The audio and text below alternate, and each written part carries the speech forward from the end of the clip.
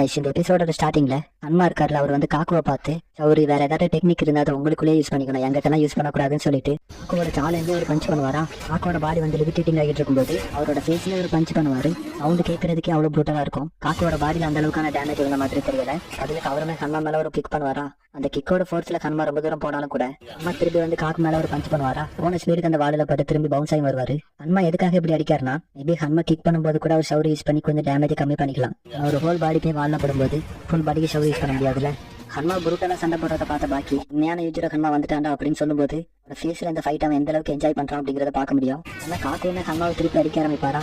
ஹன்மா எந்திரிச்சு வந்து அவரோட ஷர்ட் டேர் அப் பண்ணுவாரா. அவரோட பேக் மசில் இருக்குல்ல, அது வந்து ஒரு டீமன் சைஸ் ஸ்ட்ரக்சர்ல இருக்கும். ஹன்மாவோட மசிலை பார்த்து ஆடியன்ஸ்ல இருந்து எல்லாருமே ஆச்சரியத்துல இருக்கும்போது காக்கு ஹன்மா கிட்ட உன்னோட பாடி வந்து ஃபைட் பண்றதுக்காகவே உருவாக்கப்பட்ட மாதிரி தெரியுது. என்ன ஃபர்ஸ்ட் டைம் பார்க்கும்போது திமிரோட சொன்னல, இருக்கிற எல்லாருமே வீக் ஒன்ன தவிர. இது நீ ஃபர்ஸ்ட் டைம் சொல்லும்போது நான் அப்படியே இக்னோர் பண்ணிட்டு போயிடலாம் தான் நினைச்சேன். எனக்கு இப்பதான் ஒரு விஷயம் புரிய வந்தது. காடு அப்படின்னு வரும்போது வர ஒரு சிங்கம் தான் அங்க கிங்கா இருக்க முடியும். அந்த சிங்கம் வேற எந்த ஒரு மிருகத்தையும் அதோட போட்டியா நினைக்காது. இந்த மிருகங்கள் எல்லாமே அதோட பிரை மட்டும்தான். இதுவே ஒன்ன பொறுத்த வரைக்கும் இந்த உலகத்துல இருக்க எல்லா ஹியூமன் எக்ஸிஸ்டன்ஸுமே உனக்கு ஒரு பிரை மாதிரி தான் மாதிரி இவர் சொல்லிட்டு இருப்பாரா. அப்போ கண்ணா அவரோட ஃபேஸ்ல ஒரு பஞ்ச் பண்ணுவாரு. இந்த மாதிரி காக்கு பேசுறத வச்சு நம்மளால புரிஞ்சுக்க முடியுது. கொஞ்சம் கொஞ்சமா அவரோட தோல்வியை ஒத்துக்கிட்டு வராருன்னு நினைக்கிறேன். காக்கு ஹன்மா ஒரு பீஸ்ட் மாதிரி அடிப்பாரா. ஆனா அவரோட ஃபைட்டிங் ஸ்டைல் அப்படிங்கிறது ஒரு மார்ஷல் ஆர்ட்ஸ் மாதிரியே இல்ல. நார்மலா ஸ்ட்ரீட்ல ஃபைட் பண்ணுவாங்கல்ல, அந்த மாதிரி ப்ரூட்டலா சண்டை போட ஆரம்பிக்கிறாரு. இவ்வளவு நேரம் ஒண்ணுமே பண்ணாம இருந்த ஹன்மா அவரோட பாக்கெட்ல இருந்து கையை எடுத்த உடனே ஆடியன்ஸ்ல இருந்து எல்லாருமே அடுத்தவன் என்ன பண்ண போறாரோ அப்படின்னு யோசிக்க ஆரம்பிக்கிறாங்க. அவரோட ரெண்டு கையும் வச்சு காக்குவோட காதுல அடிக்க அவரோட ரெண்டு காதுல இருந்து ரத்தம் வர ஆரம்பிக்குது. அந்த பஞ்சுமே நெக்ஸ்ட் செகண்ட் லான்ச் பண்றாரு. ஹன்மா அந்த பஞ்சு பாதியில ஸ்டாப் பண்ணிட்டு என்ன பைத்தியம் மாட அப்படின்னு சொல்லி கத்துறாரு. இது என்ன நடக்குதுன்னு நம்ம புரியாம இருக்கும்போது ஒரு டாக்டர் வந்து செக் பண்ணி பார்த்துட்டு வயசானால டெத் ஆயிட்டாரு அப்படின்னு சொல்லிட்டு போவாரா. எனக்கு தெரியும் இந்த மேட்சை கண்டிப்பா ட்ரால தான் முடிச்சிருப்பானுங்க. அம்மாவுமே அவரோட பிளேஸுக்கு போக நெக்ஸ்ட் சீன்ல பெருசு தூக்கி போட்டு கொண்டு போயிட்டு இருப்பாங்க. அப்பதான் செத்து போனதா சொன்ன கிழவர் வந்து எந்திக்க ஆரம்பிக்கிறாரு. எல்லாம் பார்த்துட்டு ரெட்ஸ்ல இருந்து எல்லாருமே ஆச்சரியத்துல இருக்கும்போது அவர் ஒரு காரணம் சொல்லுவாரு பாருங்க. என்னோட ஆப்னட் வந்து ஹியூமன் மாதிரியே ஃபீல் ஆகப்பா, அதனாலதான் இப்படி பண்ணேன். இவர் எந்த மாதிரியான டெக்னிக் யூஸ் பண்ணாரு தெரியல, நான் தான் அந்த பஞ்சை ஸ்டாப் பண்ணேன் அப்படின்னு சொல்லுவாரா. நமக்கு தெரியுது இவர் டெத் ஆனாரு நினைச்சிட்டு ஹன்மா வந்து அடிக்காம போயிருப்பாரு. இது வந்து மார்ஷல் ஆர்ட்ஸோட வெற்றி அப்படின்னு சொல்லுவாரா. அவங்களாம் திரு முடிச்சுட்டு பாருங்க. அப்பதான் அவங்க கிட்ட இன்னொரு விஷயம் சொல்ல ஆரம்பிக்கிறாரு. இந்த டெக்னிக்கை நான் பண்றதுக்கு எனக்கு இந்த பாடி தேவைப்பட்டது. உலகத்திலே இருக்கிற ஒரு பெஸ்ட் செல்ஃப் டிஃபென்ஸ் என்னன்னா அது டெத்தா தான் இருக்க முடியும். உங்களுக்கு தான் நிறைய ஸ்போர்ட்ஸ் மேட்ச் எல்லாம் தெரியுமே. மேட்ச் நடந்துட்டு இருக்கும்போது அந்த பிளேயர்ஸ்ல யாராவது ஒருத்தர் டெத் ஆயிட்டாங்கன்னா அந்த மேட்ச் வந்து டிராவா முடிஞ்சிடும் அப்படின்னு சொல்றதை விட அந்த மேட்ச் முதல்ல கேன்சல் ஆயிரும். அப்படித்தானே அந்த மேட்ச்ல வந்து யாருமே வின்னரும் கிடையாது, யாருமே லூசரும் கிடையாது. இதான் இவர் வந்து அவங்க கிட்ட சொல்லிட்டு இருக்க. இது வந்து ஃபேரே இல்ல அப்படின்ற மாதிரி அவனோட பையன் கேட்பானா. மார்ஷல் ஆர்ட்ஸ் அப்படிங்கறதே ஒரு ட்ரிக் யூஸ் பண்றது தான், அதுல என்னடா ஃபேர் அப்படின்ற மாதிரி கேட்பாரு. அதே சமயத்துல பாக்கி ஹன்மா கிட்ட காக்கு உயிரோட வந்து விஷயத்தையுமே போய் சொல்றாரு. ஆல்ரெடி அது ஹன்மாக்கு தெரியும் போல. ஆடியன்ஸ் எல்லாருமே அன்னைக்கான மேட்ச்ல அவங்க ஆடு தோத்துருந்தாலும் கூட சாட்டிஸ்பாக்சனோட வீட்டுக்கு போறாங்க. அந்த கொலசியம்குள்ள அவரோட பஞ்சையும் காக்கோட பஞ்சையும் கம்பேர் பண்ணி பார்த்துட்டு இருப்பாரு.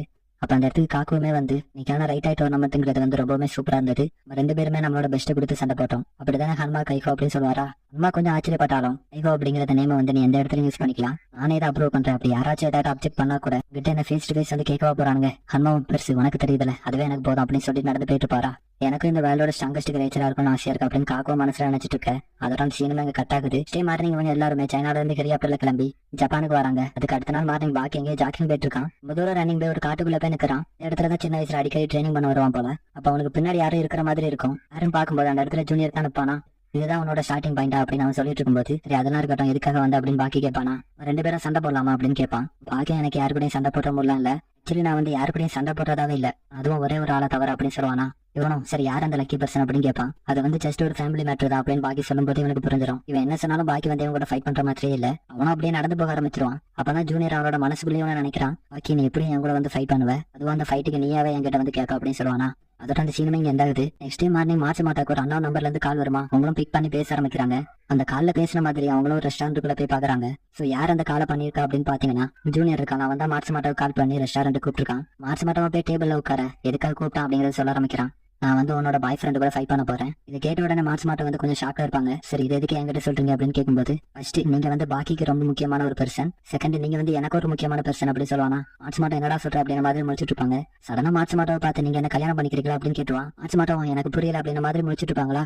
எனக்கு தெரிஞ்ச வரைக்கும் இந்த உலகத்துல இருக்கிற அழகான பொண்ணாத நீங்க தான் அப்படின்னு சொல்லுவான். மார்ச் மாட்டோம் நான் ஒன்னும் அவ்வளவு அழகு இல்லை அப்படின்னு அவங்க சொன்னாலும் கூட இதுல கொஞ்சம் சந்தோஷம் இருக்கதான் செய்து. நீங்க அழகா இல்ல அழகு இல்லையா அப்படிங்கறத நீங்க டிசைட் பண்ணக்கூடாது, நான் தான் டிசைட் பண்ணணும் அப்படின்னு சொல்லிட்டு பல லைன்ஸ் எடுத்து விட ஆரம்பிக்கிறான். மார்ச் மாட்டோம் நீங்க என்கிட்ட கேட்டதுக்கு நன்றி, ஆனா என்னால முடியாது அப்படின்னு சொல்லிடுவாங்க. இப்போ பாக்கி இருக்கிறனாலயா, ஆனா அது வந்து கடவுளோட ஆசை இல்லையா அப்படின்னு சொல்லுவாங்க. சரி உங்களோட ஆக்குபேஷன் என்ன, இப்ப என்ன பண்ணிட்டு இருக்கீங்க அப்படின்னு மாதிரி கேட்பானா.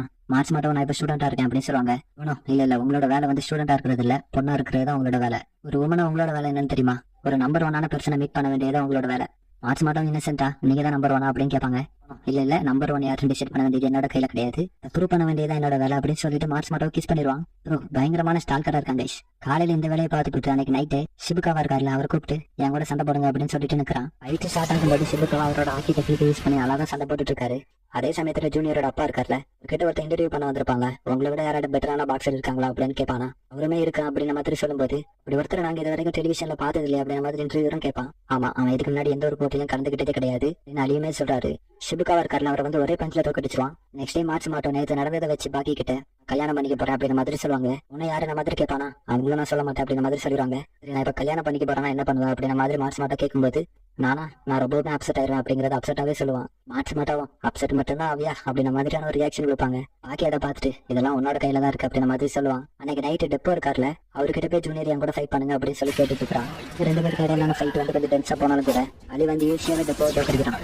பாக்கி மார்ச் மாட்டோம் அவங்க ரெண்டு பேரும் ஒரு பார்க் மாதிரி இருக்குது, அங்க இருந்து பேசிட்டு இருப்பாங்களா. அவங்க ரெண்டு பேரும் பேசிட்டு இருக்கும்போது ஜூனியர் இருக்கான உள்ள இன்டரப்ட் பண்றான். மார்ச் மாட்டோம் அவனை பார்த்துட்டு ஆச்சரியப்படுவாங்களா. பாக்கி அதை பார்த்துட்டு இவன் தானா அப்படின்ற மாதிரி புரிஞ்சுக்கிறான். பாக்கி ஜூனியர் கிட்ட நீ என் கூட ஃபைட் பண்ணணும் அப்படிங்கிற நோக்கத்துல தானே இதெல்லாம் பண்ற அப்படின்ற மாதிரி கேட்கும்போது அவன் மார்ச் மாட்டோம் எனக்கானவா அப்படின்னு சொல்லுவான். பாக்கி கோர்ஸ் யாருக்குமே சொந்தமானவில்லை அப்படின்னு சொல்லுவானா. இவனும் கரெக்டா அந்த லைனை பிடிச்சிட்டு அப்ப அவங்க உனக்கும் சொந்தமானவங்க இல்ல அப்படித்தானே அப்படின்னு மாதிரி கேட்கும்போது மார்ச் மாட்டாங்க ரெண்டு நான் பாக்கியோட கேர்ள் ஃப்ரெண்ட் அப்படின்னு சொல்லுவாங்க. நானும் அப்படிதான் ஃபீல் பண்றேன். நம்ம லவர்ஸ் அப்படிங்கறது நம்ம ரெண்டு பேருக்கு இடையில மட்டும்தான், மத்தவங்களை பொறுத்த வரைக்கும் அது அப்படி கிடையாதுல்ல. உன்னை அப்ரோச் பண்றதுக்கு யாருனால ரைட்ஸ் இருக்கு, நீ யாரு கூட இருக்கணும் அப்படிங்கறத முடிவு பண்றதுக்கு உனக்கு தான் ரைட்ஸ் இருக்கு. உனக்கு செட் ஆக மாட்டேன்னு தோணுச்சுன்னா இன்னொருத்தர கூட சூஸ் பண்ணலாம் அப்படின்ற மாதிரி சொல்லுவானா. மார்ச் மாட்ட பாக்கி கிட்ட இந்த மாதிரியான ஒரு வேலை எதிர்பார்க்கல அப்படிங்கறது அவங்க ரியாக்ஷன்ல இருந்தே தெரியுது. ஜூனியரும் நீ பேசுறது ரெண்டு சைடுமே ஃபேரா இருக்குது, நம்ம ரெண்டு பேரும் அப்புறம் மீட் பண்ணுவோம் அப்படின்னு சொல்லிட்டு கிளம்பி போயிருவான். அவ்வளவுதான் கைஸ் இந்த எபிசோட்.